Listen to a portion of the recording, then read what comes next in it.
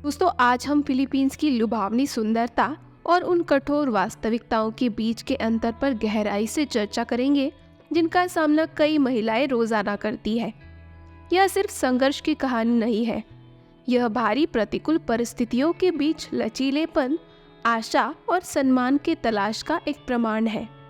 हमारे साथ जुड़े, क्योंकि हम अनगिनत फिलिपिनो के जीवन को आकार देने वाली कठिनाइयों की परतों को उजागर करते हैं। दोस्तों, फिलीपींस में सामाजिक असमानता एक व्यापक मुद्दा है और कई महिलाएं खुद को प्रणालीगत हिंसा और शोषण का शिकार पाती है। हाशिए पर रहने वाले समुदायों में गिरोह कमजोर व्यक्ति को शिकार बनाते हैं। अक्सर युवा महिलाओं को अपराध या सेक्स उद्योग में भर्ती करते हैं। जल्दी पैसा कमाने और गरीबी से छुटकारा पाने के वादे उन्हें खतरनाक स्थितियों में फंसा देते हैं, जहां उनका शोषण और दुर्व्यवहार किया जाता है। संयुक्त राष्ट्र की एक रिपोर्ट बताती है कि कई युवा महिलाओं को हताशा से प्रेरित होकर वेश्यावृत्ति में धकेल दिया जाता है। ये वास्तविकताएं महिलाओं के लिए सामाजिक सुधार और मजबूत सुरक्षा की तत्काल आवश्यकता को उजागर करती है, जिन्हें अक्सर अकेले ही खतरनाक परिदृश्य से गुजरने के लिए छोड़ दिया जाता है। फिलीपींस में कई महिलाएं दैनिक संघर्ष झेलती है, जो उनके अस्तित्व में बाधा बनती है। देश की समृद्ध संस्कृति और परंपराओं के बावजूद अनगिनत महिलाओं के लिए कड़वी वास्तविकता, विशेष रूप से ग्रामीण क्षेत्रों में सीमित संसाधनों और अवसरों में से एक है। वे केवल अपने परिवार का भरण पोषण करने के लिए कम वेतन वाली नौकरियों में लगातार काम करते हैं, चाहे घरेलू सहायक के रूप में, बाजार विक्रेता के रूप में या कृषि में।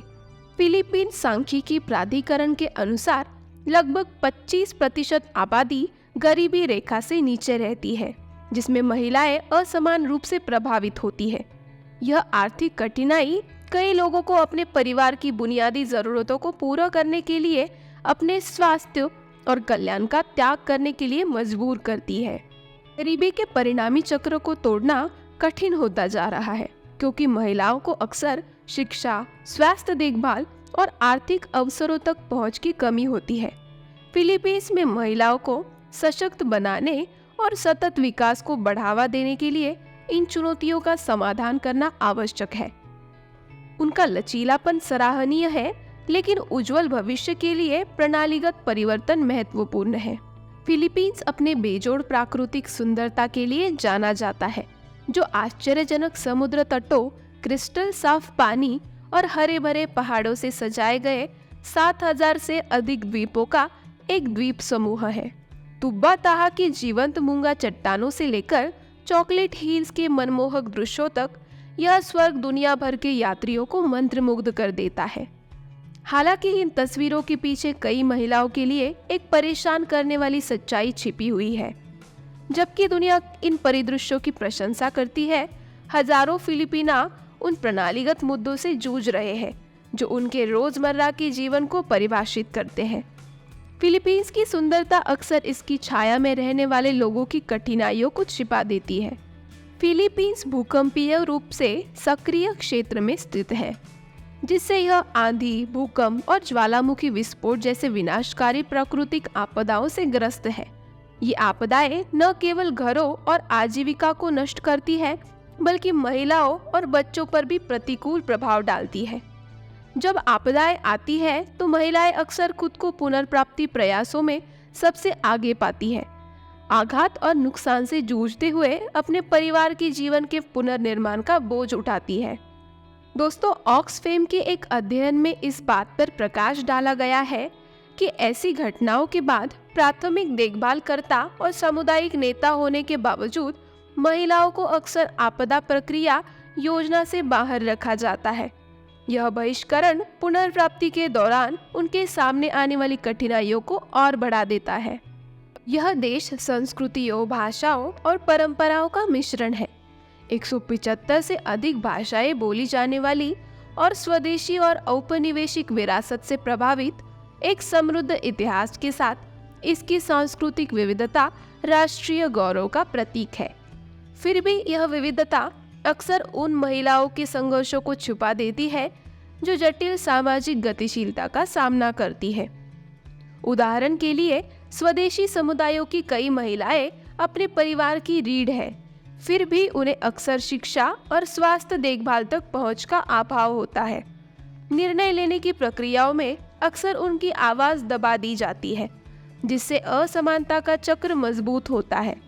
सांस्कृतिक प्रथाएं कभी कभी महिलाओं पर अतिरिक्त बोझ डाल सकती है, जिससे उनकी स्वतंत्रता और उन्नति के अवसर सीमित हो जाते हैं। फिलीपींस की बढ़ती अर्थव्यवस्था के बावजूद अमीर और गरीबी के बीच में एक महत्वपूर्ण धन अंतर बना हुआ है। महिलाओं, विशेष रूप से हाशिए पर रहने वाले समुदाय की महिलाओं को आर्थिक अवसरों में बाधाओं का सामना करना पड़ता है। वे अक्सर अनौपचारिक काम तक सीमित रहते हैं। उनके पास नौकरी की सुरक्षा, लाभ या शोषण से सुरक्षा का अभाव होता है। अंतर्राष्ट्रीय श्रम संगठन का अनुमान है कि महिलाएं अनौपचारिक कार्यबल का एक बड़ा हिस्सा है, जो अक्सर अपने पुरुष समकक्षों की तुलना में कम कमाती है। यह आर्थिक हाशियाकरण असहायता और हताशा के भावना को जन्म देता है, जिससे कई लोग कमजोर स्थितियों में चले जाते हैं, जहां उन्हें शोषण और दुर्व्यवहार का सामना करना पड़ता है। इसमें भूख और अस्तित्व के बीच की रेखा खतरनाक रूप से पतली है।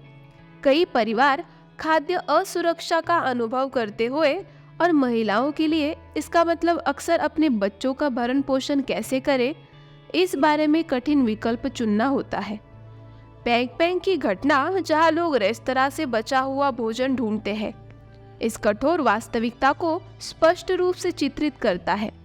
अपने बच्चों को खाना सुनिश्चित करने के लिए महिलाएं अक्सर भोजन के बिना रहती है, जिससे कुपोषण और खराब स्वास्थ्य का चक्र कायम हो जाता है। जीविका के लिए संघर्ष केवल शारीरिक नहीं है, यह महिलाओं से उनकी गरिमा और आत्मसम्मान छीन लिया जाता है। भूख के कारण नकारात्मक परिणाम सामने आ सकते हैं, जिनमें बीमारी के प्रति बढ़ती संवेदनशीलता, मानसिक स्वास्थ्य संबंधी समस्याएं और अपने बच्चों के लिए शैक्षणिक अवसरों की कमी शामिल है। एक चौंकाने वाली वास्तविकता में फिलीपींस में कई लोग कब्रिस्तान में रहते हैं, जहां कब्रें और मकबरे उनके घर के रूप में काम करते हैं। यह जुड़ाव पर्यटकों को आकर्षित करने वाली सुंदरता के बीच अस्तित्व के संघर्ष को उजागर करता है। इन समुदायों में महिलाओं के लिए दैनिक जीवन कलंक और गरीबी के खिलाफ एक लड़ाई है। ऐसी परिस्थितियों में रहने का मनोविज्ञान प्रभाव विनाशकारी हो सकता है। उन्हें अक्सर समाज से भेदभाव का सामना करना पड़ता है और स्वच्छ पानी, स्वच्छता और स्वास्थ्य देखभाल जैसी बुनियादी सेवाओं तक पहुंचने की कमी उनकी पीड़ा को बढ़ा देती है। फिर भी इन कठोर वास्तविकताओं के बावजूद कई महिलाएं अपने साझा संघर्षों के माध्यम से एक दूसरे का समर्थन करते हुए मजबूत सामुदायिक बंधन बनाती है। क्षेत्रों में जहां बाजाऊ रहते हैं, विशेष रूप से तटीय झुग्गियों या भीड़-भाड़ वाले शहरी इलाकों में कचरा सड़कों और तटों पर फैला रहता है। सार्वजनिक सेवाएं अक्सर दुर्लभ या अस्तित्वहीन होती है, जिससे समुदाय को कचरे के ढेर और प्रदूषित पानी के बीच अपना बचाव करना पड़ता है। उचित स्वच्छता, अपशिष्ट प्रबंधन और अन्य आवश्यक बुनियादी ढांचे की अनुपस्थिति दैनिक जीवन को संघर्षपूर्ण बना देती है। बाजाऊ के लिए, जो कभी प्राचीन समुद्र पर पनपते थे, उनके अस्थायी घरों के आसपास कचरे के ढेरे का दृश्य उपेक्षा और उनके पारंपरिक जीवन के तरीके पर शहरीकरण के विनाशकारी प्रभाव दोनों की एक गंभीर याद दिलाता है।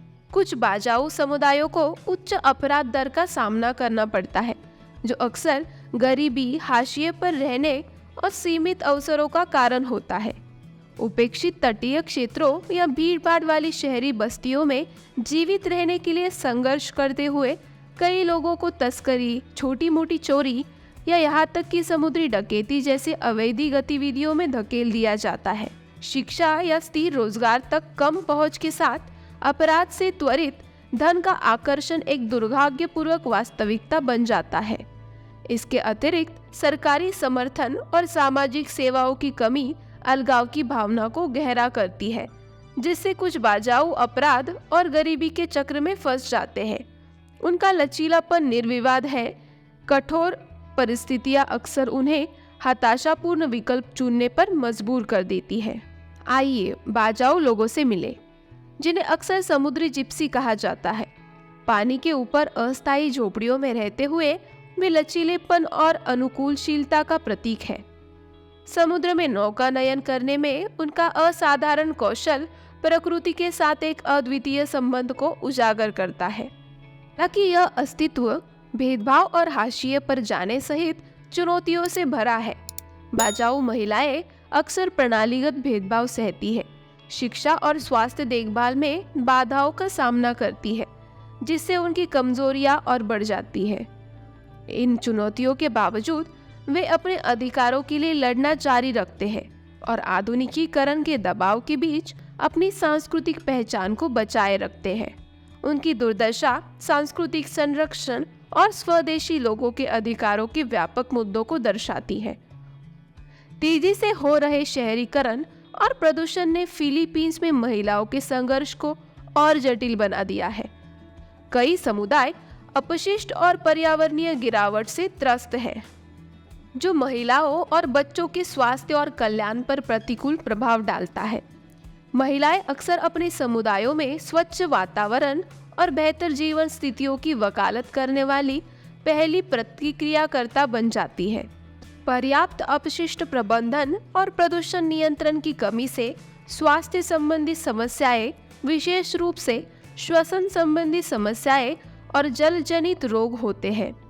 यह पर्यावरणीय संकट न केवल उनके शारीरिक स्वास्थ्य को प्रभावित करता है, बल्कि उनके परिवारों पर भी अतिरिक्त बोझ डालता है, क्योंकि वे प्रतिदिन इन चुनौतियों से निपटने के लिए संघर्ष करते हैं।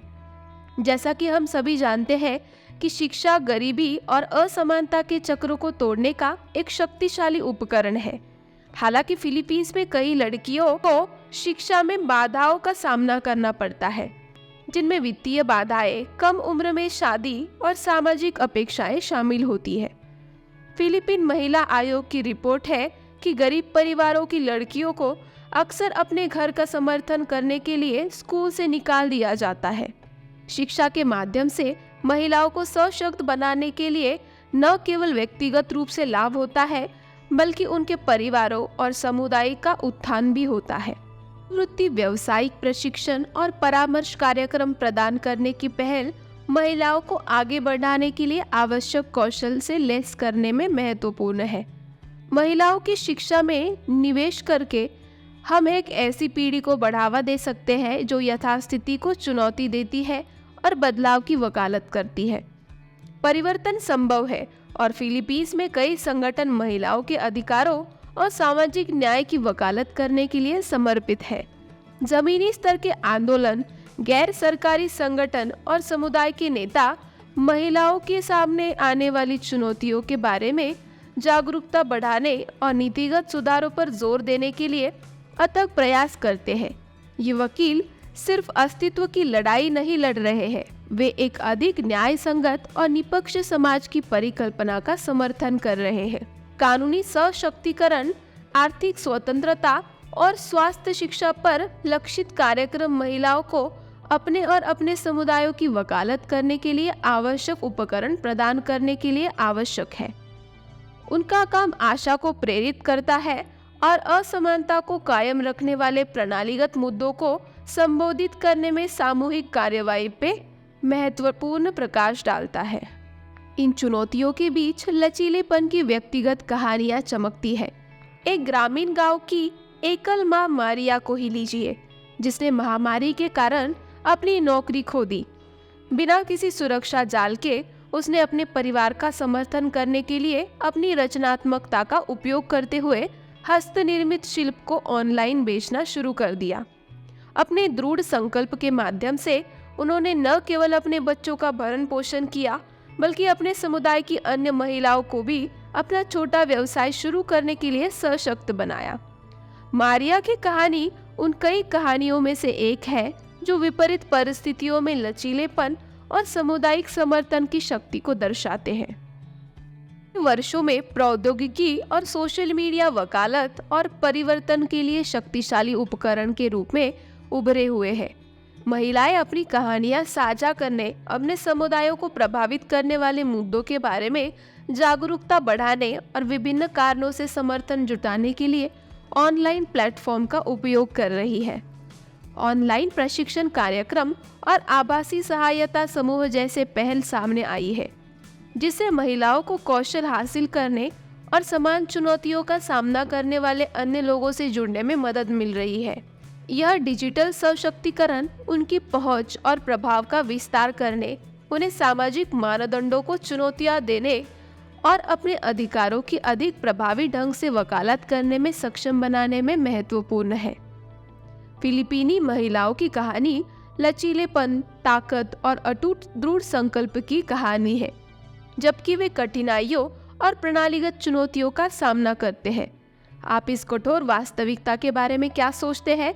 हमें नीचे टिप्पणी में बताएं और अगले वीडियो में जारी रहे।